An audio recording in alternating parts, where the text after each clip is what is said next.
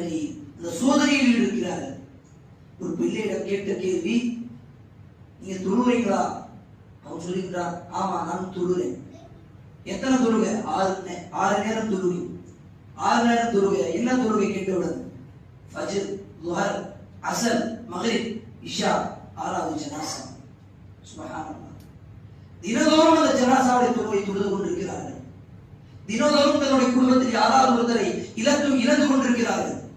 இப்படிப்பட்ட ஒரு சோதனை நமக்கு வருகிறதா? எல்லாம் கிடைத்த பிறகும் நாங்கள் அல்லாஹ்வுக்கு நன்றி செலுத்தாமல் இருக்கின்றோம்.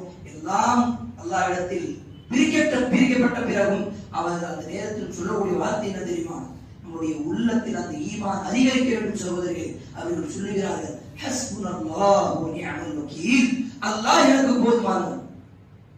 சாப்பாடு கிடைக்கல, உணவு நேரத்தில் சாப்பாடு கிடைக்காமல் பிள்ளைகள் அந்த சட்டியை தூக்கி பிளேட்டை தூக்கிட்டு ஓடுறாங்க. சாப்பாடு கிடைக்கல. கடைசியாக வந்த பிள்ளைக்கு சாப்பாடு முடிஞ்சிருச்சு, எதுவும் கிடைக்கல. சிரித்த முகத்தோடு வருகின்றான்.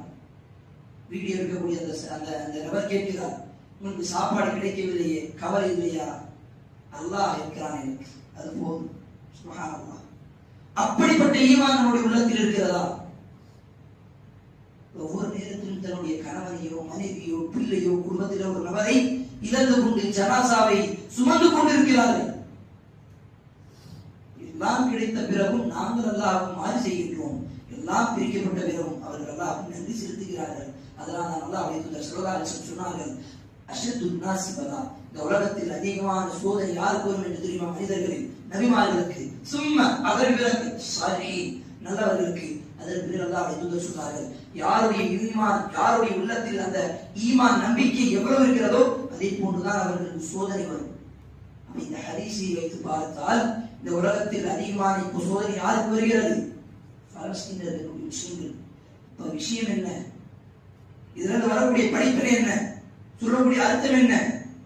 நம்மை விட இந்த உலகத்தில் அதிகமான ஈமான் உள்ளவர்கள் அந்த பலஸ்தீனுடைய முஸ்லிம் மக்கள் தான்.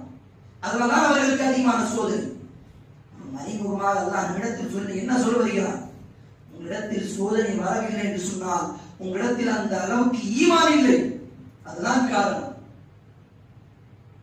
நாம் உங்களுடைய ஈமானை தேடி பார்க்க வேண்டும். என்னுடைய ஈமான் உயிரோடு இருக்கிறதா அல்லது செத்து போயிடுச்சாங்க? இதெல்லாம் பார்த்த பிறகு நமக்கு கவலையா இருக்குது இல்லையா? பலஸ்தீன் வீடியோ பார்க்கிறோம், பிள்ளைகள் வீடியோ பார்க்கிறோம், கொடூரமாக அநியாயம் செய்யப்படக்கூடிய அந்த பிள்ளைகளை பார்க்கிறோம், செய்தாக்கப்படக்கூடிய அந்த பலஸ்தீன் குடும்பங்களை பார்க்கின்றோம். நம்முடைய கண்ணிலிருந்து தண்ணீர் வருகிறது, கவலைப்படுகின்றோம்.